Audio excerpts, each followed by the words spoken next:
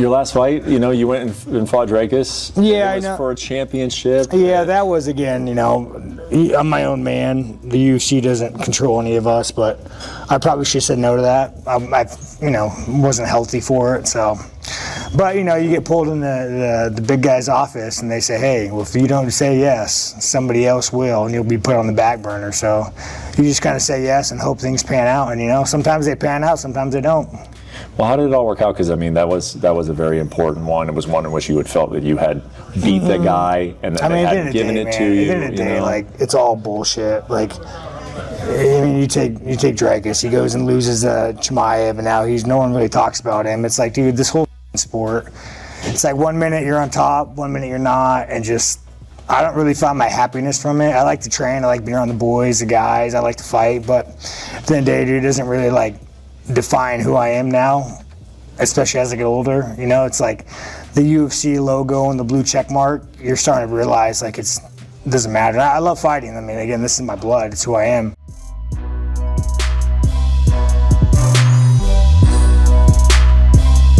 Let's say you do get a shot at Khamzat again. Are you expecting any surprises there? Because he has the default setting, and it's not to fight you, it's to smother you and negate anything you bring to the fight. Yeah, of course. I mean, fighting Khamzat again is, of course, what I'm after. Expecting any surprises? No. There's not going to be any surprises. I mean, that is the way he's going to fight, and if he tries anything different, it will be a terrible night. But we all know that. But he did what he had to win that belt. We can't hate on him for that. No, he did what he needed to do. It's the rules of the game, and he did it. So saying that, you know, it's not fair, it is fair. He did what he had to do. Not how I would win my belt or would like to, but that's what he did. And now it's my responsibility to go and fix that, to stop him from doing that again and get him to fight my fight. I know that you have seriously unfinished business. How hungry are you to get that belt back and hold on to it? Yeah, absolutely. I think for me, we needed to fix some things, obviously, and I spend time now doing that. And like I said, I'll be ready for April. I would love to be on that April card, the Miami card. There's no opponent yet, there's no contract yet, we don't have any of that. Whoever, let's go. I'm ready to go again and get back to my belt as soon as possible. Don't really matter who it is. I would, of course, love for it to be Khamzat and redeem that loss. But, you know, for me right now, the next fight is the most important fight of my life. And I will win that fight and I will get my belt back.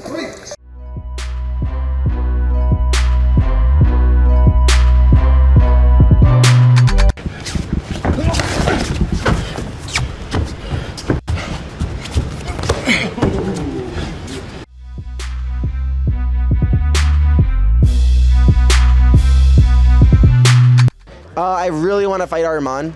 Not fight. Definitely not fight. Let's change the F word out of this one. Grapple Arman.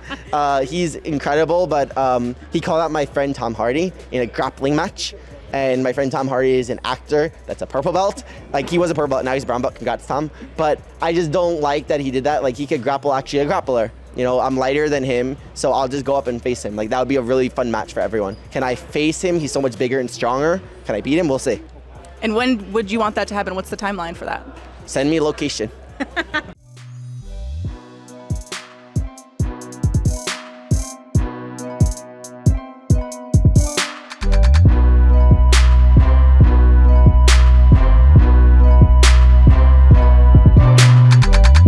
But it feels like that's a massive fight that is worthy of being on such a massive card. And with Topuria being who he is, with Gaethje being who he is, an American guy holding a UFC title.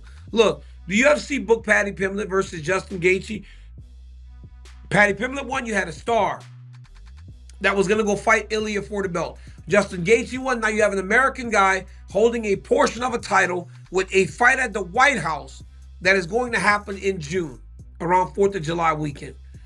It was a no-lose situation. And now, honestly, I don't know how we missed it. Everybody's like, well, why isn't this dude? Why isn't Arman? Why isn't Arman? Now, it kind of makes sense, because now that Gaethje has the belt, you got an American guy holding a title going into the White House. It worked.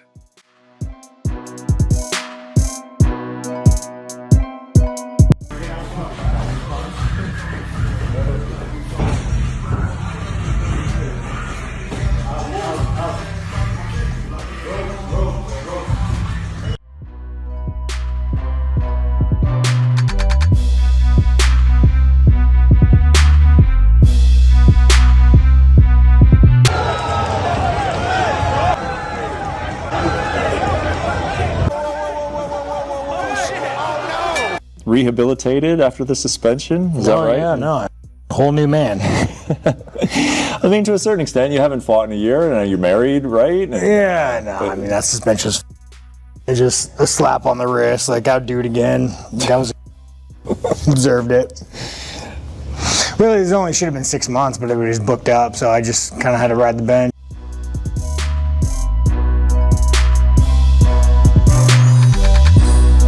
You versus Israel Adesanya, how would it go? Very competitive fight. Really? Very competitive fight. Really? Why you say really? You think you could beat him? Of course. I'm black belt jiu-jitsu. Israel fired back at Manel and posted this in the comment section.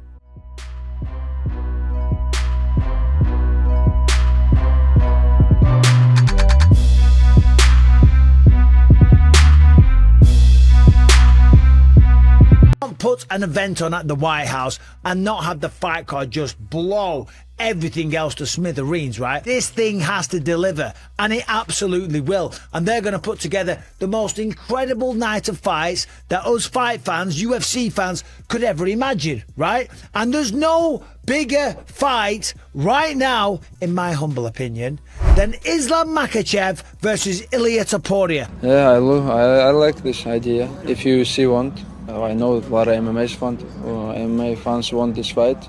I'm ready.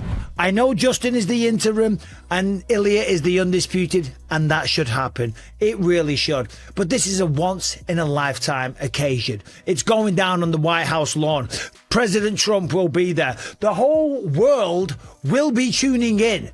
That's a fact, okay? There's going to be billions of people watching this. They want to put on the biggest fights, okay? So unfortunately, in this situation, Justin Gage is going to have to wait, because on one side, you have Islam Makhachev, a man that is 28-1, okay? A two-weight division champion.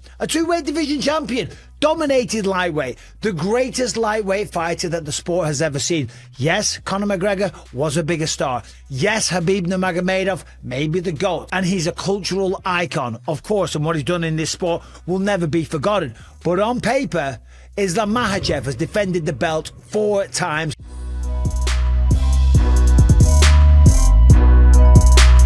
I'm gonna make this prediction right now. We never see Shavkat again, bro. Shavkat Rakhmonov has been pulled from the rankings. He showed up in a club with his leg brace. He's not coming back for another year. He hasn't fought since 2024. Colby Covington advanced in the fucking rankings.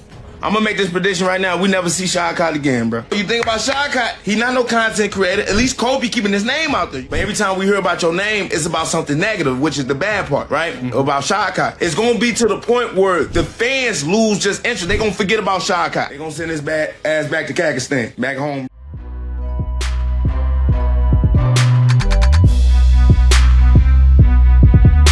Updates about the eye of Tom Aspinall, and is there a rematch in the works? Oh, Jesus, don't let me talk about Tom Aspinall's eye. Apparently he's going in for a second surgery, or just had it, and by surgery I mean injections. I have no idea. Get a quote from him.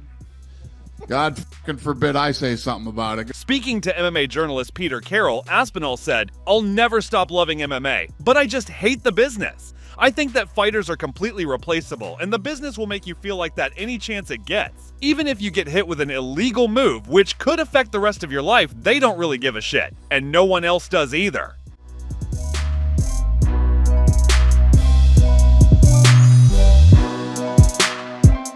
Tom Aspinall's career could be in serious doubt after his coach revealed shocking details about his current condition. 4 months after Cyril's eye poke, Aspinall is still dealing with major complication. According to his coach, Tom is struggling to even hit pads in training. Tom's coach revealed Aspinall has undergone 18 eye exams and counting. He's tried 3 different prescription glasses. He's had double eye surgery. He's using 32 eye drops every single day. He's suffering balance loss caused by vertigo.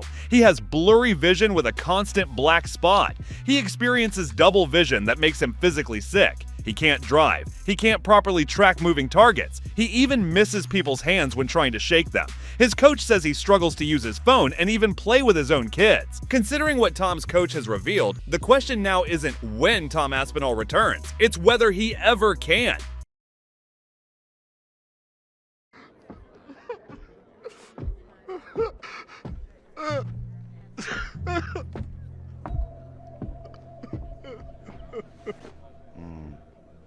First time?